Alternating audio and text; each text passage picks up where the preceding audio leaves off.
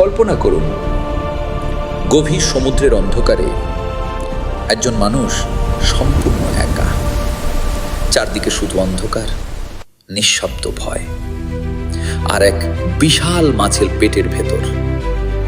তিনি আর কেউ নন, আল্লাহর নবী হযরত ইউনুস আলাইহিস সালাম। নিজের কওমকে বারবার সত্যের পথে ডাকতে গিয়ে তিনি খুব হতাশ হয়ে পড়েছিলেন। তাই একদিন তিনি একটি নৌকায় চড়ে সাগরের পথে রওনা হলেন। হঠাৎ সমুদ্রে ভয়ঙ্কর ঝড় শুরু হলো। নৌকার লোকেরা ভাবল, নিশ্চয়ই আমাদের মধ্যে কেউ বড় গুনাহগার আছে। তারা লটারি করল, আর অবাক করা বিষয়, বারবার হযরত ইউনুস আলাইহিস সালামের নামই উঠে এলো। তখন তিনি নিজেই সমুদ্রে ঝাঁপ দিলেন। ঠিক সেই মুহূর্তে এক বিশাল মাছ এসে তাকে গিলে ফেলল।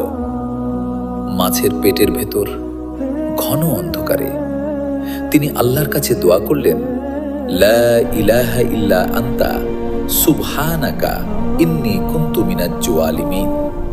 অর্থ, হে আল্লাহ, আপনি ছাড়া কোনো উপাস্য নেই, আপনি পবিত্র, নিশ্চয়ই আমি অত্যাচারীদের একজন।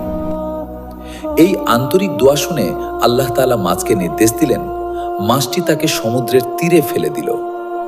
এভাবেই আল্লাহ তার প্রিয় নবীকে মাছের পেটের অন্ধকার থেকে মুক্তি দিলেন।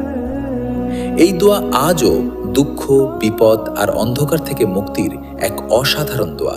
ভিডিওটি যদি আপনার ভালো লাগে তাহলে ইসলামী আরও এমন গল্প ও স্মরণীয় দোয়া শুনতে আমাদের চ্যানেলটি সাবস্ক্রাইব করুন। আল্লাহ আপনাকে উত্তম প্রতিদান দান